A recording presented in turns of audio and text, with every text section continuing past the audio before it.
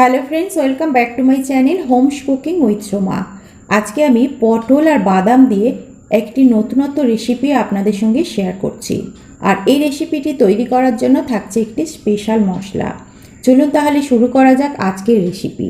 এখানে আমি নিয়ে নিয়েছি 500 গ্রাম পটল। পটলগুলোকে প্রথমে ভালো করে ধুয়ে নিয়েছি, তারপরে একটা ছুরির সাহায্যে ওপরের খোসাটাকে এইভাবে চেঁচে নিচ্ছি। পটলের খোসা মোটা করে না ছাড়িয়ে ছুরির সাহায্যে এইভাবে চেঁচে নিতে হবে। পটল চেঁচে নেওয়ার পর এই পটলটাকে আমি কেটে নিচ্ছি। পটলের ওপর দিক থেকে এইভাবে মাঝ বরাবর অর্ধেকের বেশি চিড়ে দিলাম। তারপরে আবার অপোজিট সাইডে যে দিক থেকে চিড়েছি তার উল্টো দিক থেকে মাঝ বরাবর এইভাবে অর্ধেকের বেশি চিড়ে দিতে হবে। দেখে বুঝতেই পাচ্ছেন আমি পটলগুলো কিভাবে চিড়েছি। তাছাড়া অন্যরকমভাবেও আপনারা পটলগুলোকে কেটে নিতে পারেন। কেটে নেওয়ার পর পটলগুলোকে ভালো করে জল দিয়ে ধুয়ে পরিষ্কার করে নিয়েছি। এইবারে আমি এর মধ্যে দিয়ে দিচ্ছি সামান্য পরিমাণ নুন আর হলুদ গুঁড়ো। নুন হলুদটাকে পটলের সঙ্গে মাখিয়ে নিতে হবে। এখানে হলুদ গুঁড়ো খুব একটা বেশি না দিয়ে অল্প পরিমাণে ব্যবহার করতে হবে। নুন হলুদ দিয়ে পটলগুলোকে ম্যারিনেট করে রেখে আমি চলে যাব মশলা তৈরির পদ্ধতিতে। প্রথমে একটা কড়াই গরম করে এর মধ্যে দিয়ে দিলাম 2 টেবিল চামচ বাদাম। বাদামগুলোকে বেশ কিছুক্ষণ নাড়াচাড়া করে নিলাম। আর বাদামগুলোর গায়ে যখন এরকম একটু কালো কালো দাগ চলে আসবে তখন এর মধ্যে দিয়ে দিলাম 5-6 টুকরো নারকেল। এখানে আমি এটা শুকনো নারকেল ব্যবহার করেছি, আপনারা ফ্রেশ নারকেলও ব্যবহার করতে পারেন। নারকেলগুলো দিয়ে দেওয়ার পর এগুলোকে আবারও মিনিট 2 মতো নাড়াচাড়া করে ভেজে নিলাম। তারপর এর মধ্যে দিয়ে দিচ্ছি গোটা গরম মশলা, দিয়ে দিলাম 2 ছোটো এলাচ, 2 টুকরো দারচিনি, 3 থেকে 4টে লবঙ্গ, আর দিয়ে দিলাম 4টে কাজু বাদাম, 1 টেবিল চামচ পোস্ত, 1 চামচ গোটা জিরে এবং 1 চামচ গোটা ধনে। এই সমস্ত মশলাগুলোকে লো ফ্লেমে রেখে বেশ ভালো করে ভেজে নিলাম।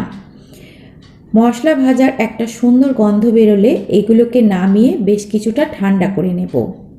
মশলাটাকে ঠান্ডা করতে দিয়ে একটা কড়াইয়ের মধ্যে দিয়ে দিলাম 2 টেবিল চামচ মতো সর্ষের তেল। তেলটাকে বেশ ভালো করে গরম করে দিলাম। তারপর ম্যারিনেট করে রাখা পটলগুলোকে এর মধ্যে দিয়ে দিলাম। গ্যাসের ফ্লেমটাকে লো টু মিডিয়ামে রেখে পটলগুলোকে নাড়াচাড়া করে ঢেকে বেশ ভালো করে ভেজে নেব। পটলটা ভাজতে ভাজতে এদিকে মশলাগুলো ঠান্ডা হয়ে গেছে। মশলাগুলোর মধ্যে যে বাদামগুলো নিয়েছিলাম আমি হাত দিয়ে একটু বাদামগুলোকে ছাড়িয়ে দিলাম। বাদামগুলো ছাড়িয়ে নেওয়ার পর মশলাগুলোকে একটা মিক্সিং জারের মধ্যে নিয়ে নিলাম। এই মশলাগুলোকে জল না দিয়ে প্রথমে শুকনো গুঁড়ো করে নেব। মশলা গুঁড়ো করা হয়ে গেলে এর মধ্যে দিয়ে দিচ্ছি 1 টেবিল চামচ টক দই। প্রয়োজন হলে অল্প একটু জল দিয়ে মশলাটার এইরকম একটা মিহি পেস্ট তৈরি করে নিতে হবে। তৈরি হয়ে গেল স্পেশাল মশলা। এদিকে দেখুন পটলগুলো বেশ ভালো করে লাল লাল করে ভাজা হয়ে গেছে।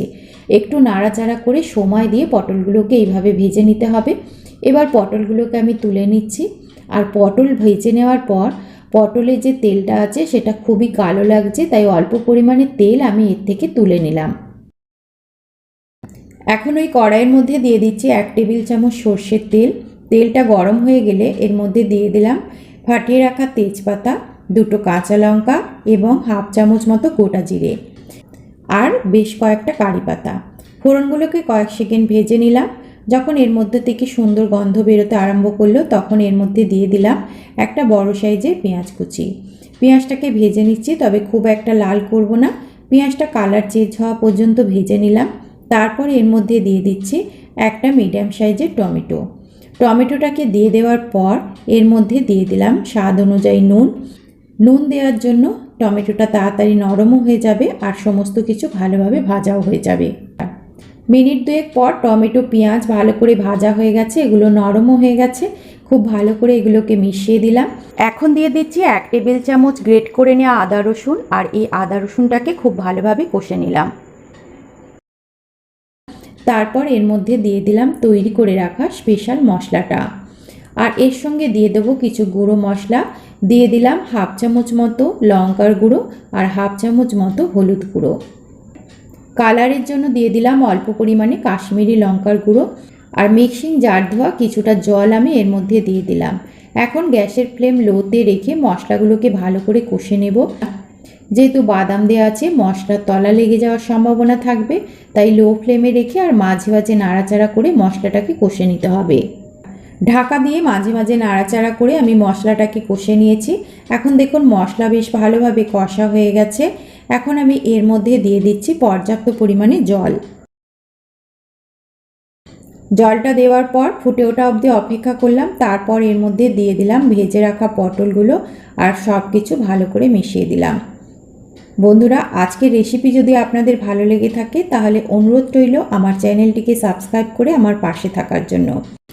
এখন সব কিছু মেশানো হয়ে গেছে। এবার এটাকে ঢাকা দিয়ে মিনিট 3-4 মতো কুক করে নেব লো টু মিডিয়াম ফ্লেমে। 2-3 মিনিট পর ঢাকাটাকে খুলে নিলাম। পটল তো ভাজার সময় ভালোভাবে সেদ্ধ হয়ে গেছিলো, এখন আর খুব একটা বেশি সেদ্ধ করার দরকার নেই। তাই এর মধ্যে দিয়ে দিচ্ছি বেশ কিছুটা পরিমাণ ধনেপাতা কুচি। ধনেপাতা কুচিটা দিয়ে মিশিয়ে নিলেই তৈরি হয়ে গেল পটল দিয়ে একটি অন্যরকম রেসিপি।